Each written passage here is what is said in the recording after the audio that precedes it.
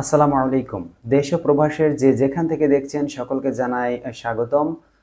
বৈষম্য বিরোধী ছাত্র আন্দোলনের ১৫৮ সদস্যের নতুন কমিটি ঘোষণা।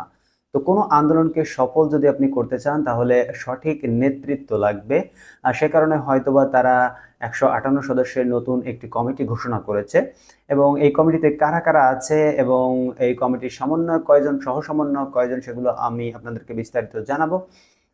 সমন্বয়ক এবং সহ-সমন্বয়ক মিলিয়ে ১৫৮ জন সদস্যের নতুন কমিটি ঘোষণা করেছে বৈষম্য বিরোধী ছাত্র আন্দোলনের এবং সেই সঙ্গে সমন্বয়ক কমিটি বর্ধিত করা হবে বলেও জানানো হয়েছে। অর্থাৎ এখন যে ১৫৮ জন যে কমিটি ঘোষণা করা হয়েছে এটি আরো বর্ধিত করা হবে, এমনটাই তারা জানিয়েছেন। শনিবার ৩ আগস্ট সমন্বয়ক রিফাত রশিদের ফেসবুক বার্তায় এই কমিটি প্রকাশ করেন। ফেসবুক বার্তাটি এখানে দেখতে পাচ্ছেন।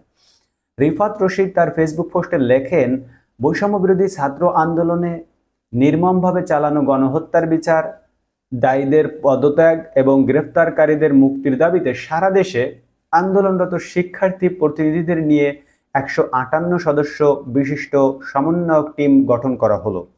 রিফাতের প্রকাশিত বার্তায় দেখা গেছে বৈষম্য বিরোধী ছাত্র আন্দোলনের প্রকাশিত কমিটিতে সমন্বয়ক রয়েছেন ৪৯ জন আর সহ সমন্বয়ক রয়েছেন ১০৯ জন।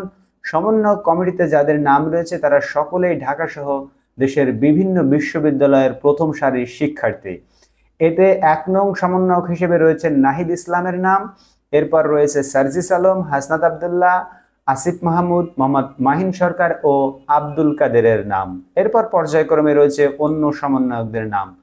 এর আগে বৃহস্পতিবার ১ আগস্ট সারা দেশের প্রতিটি বিশ্ববিদ্যালয়, কলেজ এবং জেলা শহরের সমন্বয়ক কমিটি গঠন করার ঘোষণা দিয়েছিলেন সমন্বয়ক আব্দুল কাদের।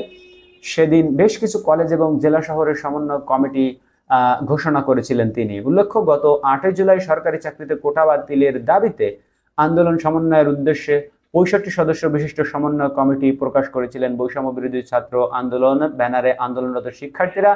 বর্তমানে সেটি ১৫৮তে গিয়ে ঠেকেছে এবং তারা বলেছেন এটি আরো বর্ধিত করা হবে।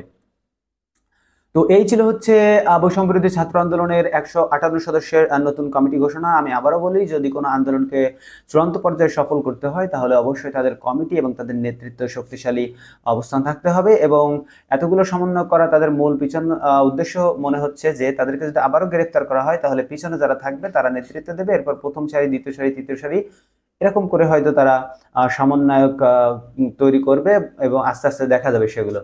ভিডিওটি দেখার জন্য আপনাকে অসংখ্য ধন্যবাদ। আমাদের চ্যানেলের সাথেই থাকুন প্রতিনিয়ত খবরের আপডেট পেতে এবং আমরা প্রতিদিনই আপনাদের সকল খবরের আপডেট নিয়ে সন্ধ্যা ৭টা ২০ লাইভে এসে থাকি। বাংলাদেশে ঘটে যাওয়া সকল বিষয় নিয়ে আমরা আলোচনা করে থাকি। আমাদের সবগুলো খবর জানতে দেখতে আমাদের চ্যানেলটি সাবস্ক্রাইব করে রাখতে পারেন এবং ভিডিওটিতে একটি লাইক দিবেন। Thank you.